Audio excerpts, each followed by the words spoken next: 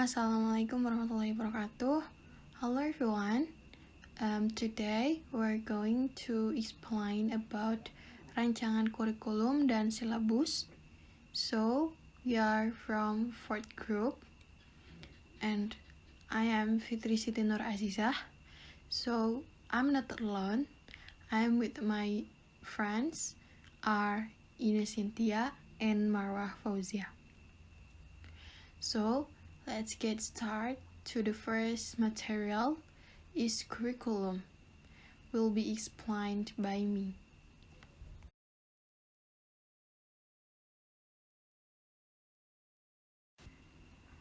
Okay guys, let's get started from the first material is curriculum. The first thing that you need to know is about pengertian kurikulum. In this section, according to the KBBI, curriculum means a set of subjects taught in educational institution. Another understanding is a set of subjects and educational programs that are applied in a certain period. The implementation period of each curriculum is not the same, depending on the need of each. Jadi, di sini ada pengertian kurikulum ya menurut Kamus Besar Bahasa Indonesia sendiri adalah seperangkat mata pelajaran yang diajarkan oleh lembaga pendidikan. Jadi pendidikan ini diterapkan juga dengan periode dan waktu. Kemudian jangka waktu pelaksanaan setiap kurikulum itu juga tidak sama, tergantung kebutuhannya masing-masing. Okay, the next is fungsi kurikulum. In this part, the curriculum has two functions. The first is curriculum is used as a tool to achieve the educational goals to be achieved. Second, the curriculum is used as a guide to organize and implement learning experience or learning activities that have been designed by the school. Jadi, di dalam fungsi kurikulum ini ada dua fungsi. Yang pertama, kurikulum digunakan sebagai alat untuk dapat mencapai tujuan-tujuan pendidikan. Yang kedua, kurikulum dijadikan sebagai pedoman untuk mengatur dan melaksanakan pengalaman belajar atau kegiatan belajar yang telah dirancang oleh sekolah. Oke, selanjutnya di sini ada tertera bahwa kurikulum ini tidak bisa dirancang oleh satu pihak, tapi perlu melibatkan beberapa pihak. Yang pertama itu ada Dinas Pendidikan. Kenapa sih harus Dinas Pendidikan? Karena Dinas Pendidikan ini berperan memberikan acuan, dasar hukum, dan program inti dari kurikulum tersebut. Dan juga Dinas Pendidikan ini memiliki peran terpenting sebelum kurikulum diterapkan dan dikembangkan oleh sekolah-sekolah. Jadi sebelum kurikulum ini ada di sekolah gitu, nah si kurikulum ini sudah dirancang oleh Dinas Pendidikan. Kemudian ketika sudah selesai, kurikulum ini dari Dinas Pendidikan diberikan kepada sekolah atau guru. Nah, kenapa di sini guru ini berperan sebagai penerjemah atau pengelola kurikulum yang terkait yang telah diberikan oleh dinas terkait. Jadi ketika kurikulum sudah selesai dari dinas, itu akan diserahkan kepada sekolah dan juga diterapkan oleh guru. Dan guru ini adalah pihak terdepan dalam pengembangan kurikulum. Dan juga guru bertugas untuk mengelola, merencanakan, dan mengevaluasi pelaksanaannya. Jadi ketika kurikulum sudah selesai, sudah bisa diterapkan oleh siswa, guru juga nih yang kayak mengevaluasi nanti kurikulum ini bakal benar-benar bisa diterapkan, baik diterapkan untuk siswa-siswa atau perlu dirubah lagi, seperti itu.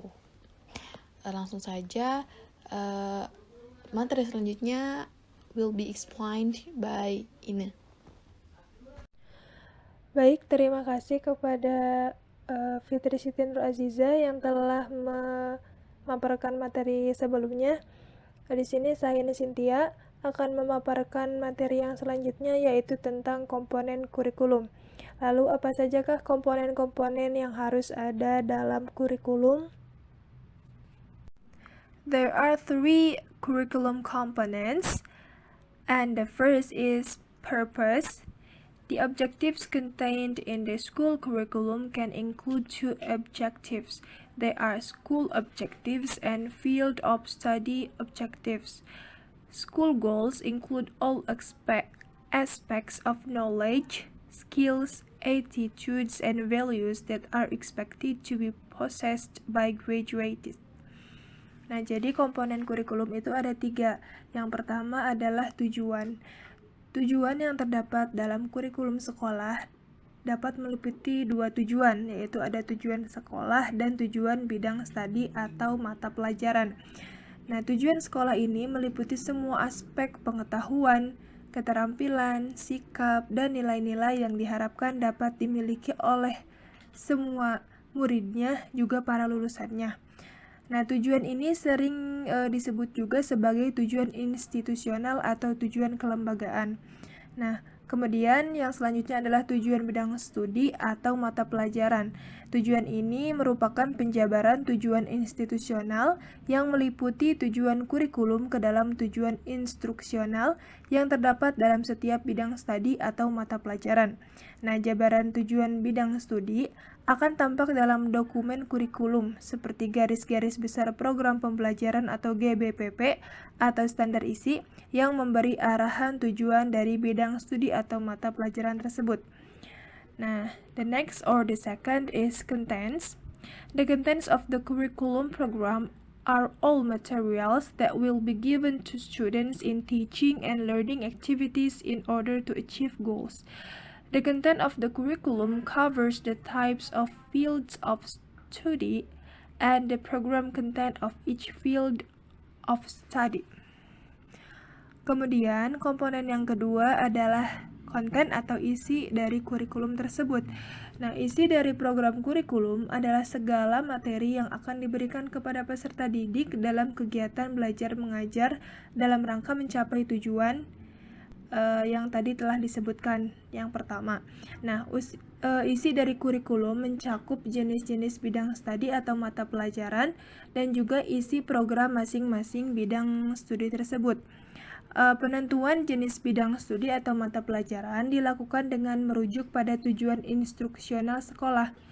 Hal inilah yang menjadikan bidang studi atau mata pelajaran yang diberikan pada suatu sekolah berbeda dengan sekolah yang lainnya.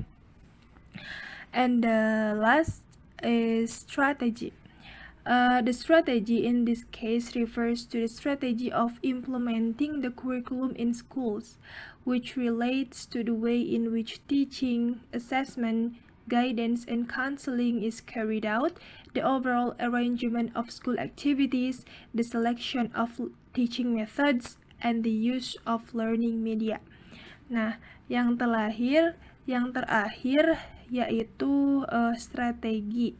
Nah, strategi dalam hal ini merujuk pada strategi pelaksanaan kurikulum di sekolah yang berkaitan dengan cara yang akan ditempuh dalam melaksanakan pengajaran, penilaian, bimbingan dan konseling, pengaturan kegiatan sekolah secara keseluruhan, pemilihan metode seperti apa yang akan dilakukan dalam proses belajar mengajar. Kemudian yang terakhir adalah pemanfaatan media pembelajaran, yaitu media apa saja yang akan digunakan pada saat proses belajar mengajar dan apa manfaat dari media tersebut ketika dipakai dalam proses belajar dan mengajar.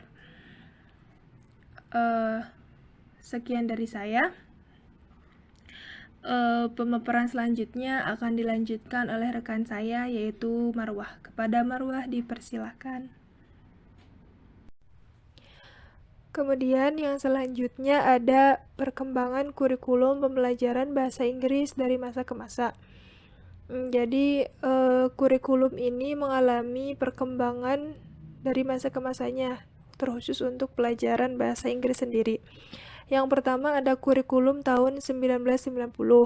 Naskah kurikulum ini berasal dari Peraturan Perundang-undangan Nomor 29 Tahun 1990 tentang Pendidikan Menengah Pasal 15 Ayat 5 yang berbunyi, sekolah menengah dapat menjabarkan dan menambah mata pelajaran sesuai dengan keadaan lingkungan dan ciri khas sekolah menengah yang bersangkutan, dengan tidak mengurangi kurikulum yang berlaku secara nasional.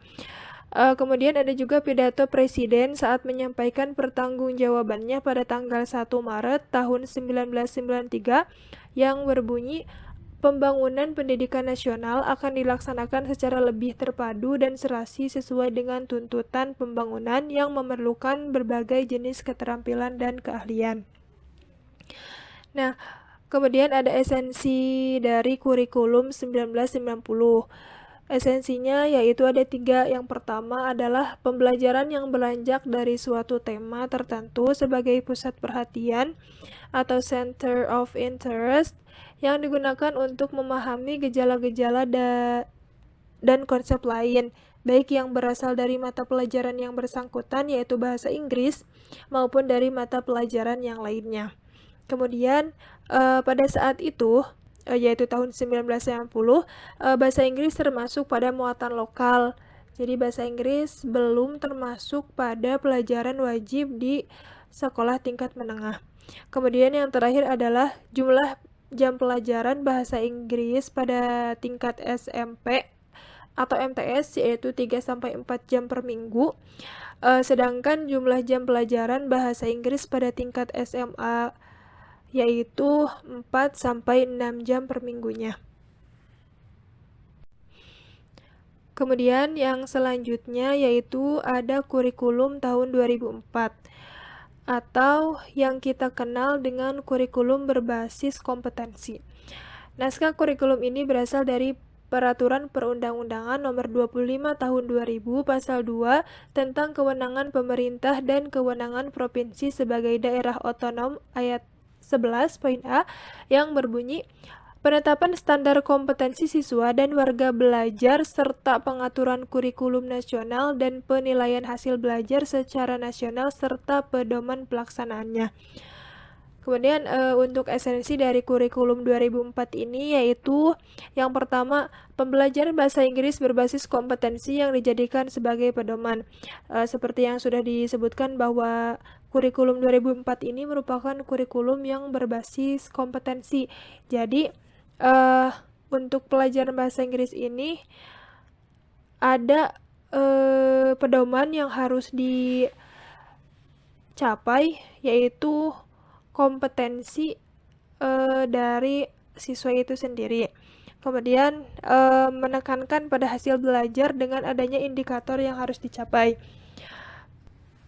Karena kurikulum ini berbasis kompetensi, maka dari itu ada indikator atau parameter yang harus dicapai oleh siswa pada hasil belajar di akhirnya. Termasuk pada pembelajaran bahasa Inggris. Yang selanjutnya ada jam pembelajaran bahasa Inggris di SMP yaitu 4 jam per minggu, sedangkan di SMA 4-6 jam per minggu. Kemudian yang terakhir adalah mata pelajaran bahasa Inggris termasuk ke dalam pelajaran wajib. Jadi pada kurikulum tahun 2004 ini mata pelajaran bahasa Inggris sudah masuk ke dalam pelajaran wajib, tidak sebagai pelajaran muatan lokal. Kemudian yang selanjutnya adalah kurikulum tahun 2009. Naskahnya yaitu berasal dari Permendikbud nomor 61 tahun 2014 tentang kurikulum tingkat satuan pendidikan pasal 2 ayat 1 yang berbunyi KTSP dikembangkan, diterapkan, ditetapkan, dan dilaksanakan oleh setiap satuan pendidikan. Nah, esensi dari kurikulum 2009 ini yaitu yang pertama, satuan pendidikan diberikan otonomi luas untuk mengembangkan kurikulum sesuai dengan kondisi setempat serta kebutuhan peserta didik. Jadi pada kurikulum tahun 2009 ini sekolah diberikan kebebasan untuk mengembangkan kurikulum yang sudah diberikan oleh Dinas Pendidikan yang disesuaikan dengan kondisi di wilayahnya masing-masing. Karena sudah pasti jika kondisi di setiap tempat di Indonesia itu pasti berbeda-beda, dan juga kebutuhan peserta didik juga di satu daerah dan di daerah lain juga pasti berbeda. Maka dari itu, sekolah diberikan kebebasan untuk mengembangkan kurikulumnya sesuai dengan daerah serta kebutuhan peserta didiknya, namun tidak lepas dan tidak keluar dari kurikulum yang sudah ditentukan oleh Dinas Pendidikan. Kemudian selanjutnya ada jam pelajaran. Jam pelajaran bahasa Inggris di SMP yaitu 4 jam per minggu, sedangkan di SMA yaitu 4 sampai 5 jam per minggu. Dan yang terakhir yaitu mata pelajaran bahasa Inggris termasuk ke dalam pelajaran wajib. Sama seperti kurikulum 2004, mata pelajaran bahasa Inggris juga di kurikulum 2009 masuk dalam pelajaran wajib. Kemudian selanjutnya ada kurikulum tahun 2013 atau yang kita kenal dengan Kurtilas. Naskah kurikulum ini berasal dari Permendikbud nomor 68 tahun 2013 tentang kerangka dasar dan struktur kurikulum SMP atau MTS. Esensi dari Kurtilas ini yang pertama yaitu mengembangkan keseimbangan sikap spiritual dan sosial, kemampuan intelektual, dan psikomotorik dalam pembelajaran bahasa Inggris. Jadi di Kurtilas ini dalam setiap mata pelajaran, khususnya pelajaran bahasa Inggris, harus tetap memperhatikan pada pengembangan sikap spiritual atau keagamaan dan sosial, kemudian kemampuan intelektual yaitu kecerdasan, dan psikomotorik yaitu kemampuan seseorang dalam bertindak setelah menerima pengalaman belajar tertentu. Kemudian yang selanjutnya adalah pembelajaran bahasa Inggris menjadi mata pelajaran wajib pada tingkat SMP. Kemudian jam pelajaran bahasa Inggris di SMP 4 jam per minggu, dan jam pelajaran bahasa Inggris menjadi 2 jam per minggu pada tingkat SMA. Kemudian peserta didik tingkat SMA diberikan hak untuk memilih mata pelajaran sesuai dengan minatnya. Jadi sudah kita ketahui bahwa pada Kurtilas ini tingkat SMA itu dibagi ke dalam 2 jurusan atau mungkin ada sebagian yang 3 jurusan, IPA, IPS, dan yang 3 ditambah dengan bahasa. Kemudian yang terakhir yaitu struktur kurikulum pembelajaran bahasa Inggris pada tingkat SMA ini terbagi menjadi 2, yaitu ada bahasa Inggris wajib dan ada bahasa Inggris peminatan. Dan kemudian yang terakhir yaitu kurikulum tahun 2020. Naskah kurikulum ini berasal dari Permendikbud nomor 719 /P/2020 tentang pedoman pelaksanaan kurikulum pada satuan pendidikan dalam kondisi khusus. Esensi dari kurikulum ini yang pertama yaitu penyederhanaan dari kurikulum nasional dengan pengurangan kompetensi dasar pada setiap mata pelajaran agar guru dan siswa fokus pada kompetensi esensial dan prasyarat untuk kelanjutan pembelajaran di tingkat selanjutnya. Kemudian ada memberikan fleksibilitas bagi satuan pendidikan atau sekolah untuk menentukan kurikulum sesuai kebutuhan peserta didik. Dan yang terakhir adalah satuan pendidikan atau sekolah tidak diwajibkan untuk menuntaskan seluruh capaian kurikulum untuk kenaikan kelas atau kelulusan. Mungkin pemaparan materi dari saya cukup sekian. Terima kasih. Dan selanjutnya akan dilanjutkan oleh rekan saya yaitu Marwa Fauziah Yumna. Kepadanya dipersilahkan.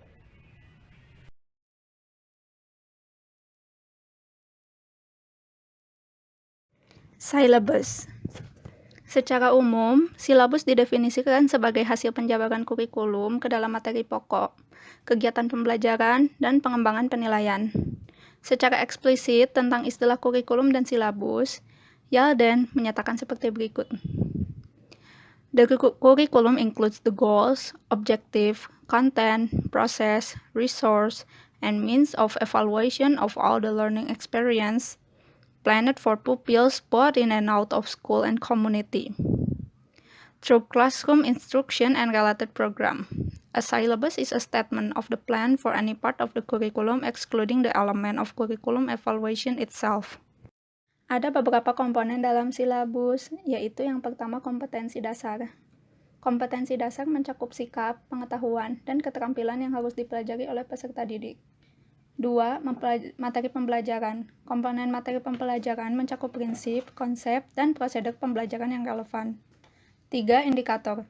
Indikator merupakan komponen yang digunakan untuk mengukur ketercapaian kompetensi dasar yang menjadi acuan. 4. Penilaian. Penilaian merupakan proses pengumpulan informasi untuk menentukan seberapa jauh pencapaian dari siswa. Kelima, alokasi waktu. Alokasi waktu mencakup jumlah jam untuk setiap mata pelajaran selama 1 semester atau 1 tahun. 6. Sumber belajar, yaitu referensi untuk pembelajaran. Bisa berupa buku, media cetak dan elektronik, alam sekitar, dan sumber lain yang relevan. Berikut merupakan kekurangan dan kelebihan silabus dari masa ke masa.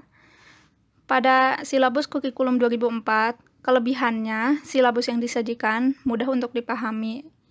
Kekurangannya, alokasi waktu yang ditetapkan masih berupa perkiraan dan tidak terdapat sumber belajar.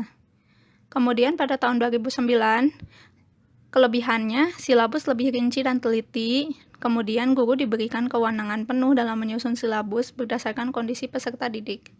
Kekurangannya, sumber daya manusia kurang memadai sehingga mengalami kesulitan dalam penyusunan silabus. Kemudian silabus kurikulum 2013. Kelebihannya, silabus lebih terperinci daripada sebelumnya dan mengutamakan keseimbangan sikap spiritual dan sosial, pengetahuan, serta keterampilan siswa. Kekurangannya, materi yang wajib dikuasai oleh siswa terlalu banyak, dan banyaknya guru yang belum memiliki kesiapan mental. Ada silabus 2013, revisi 2020. Kelebihannya lebih sederhana dan lebih mudah dipahami dari silabus sebelumnya. Kekurangannya, kurangnya pemahaman guru dengan konsep pendekatan saintifik, dan masih banyak guru yang belum memahami kurikulum 2013 secara komprehensif, baik konsepnya, penyusunannya, maupun prakteknya di lapangan. Sekian penjelasan dari saya. Selanjutnya akan saya kembalikan kepada Fitri. Okay, thank you for all my friends who have explained about this material.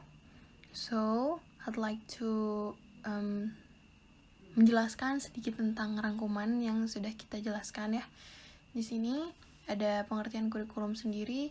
Kurikulum didefinisikan sebagai kumpulan mata pelajaran atau bahan ajar yang harus disampaikan oleh guru atau dipelajari oleh peserta didik atau suatu rancangan gitu yang mencakup tujuan, bahan ajar, dan metodologi.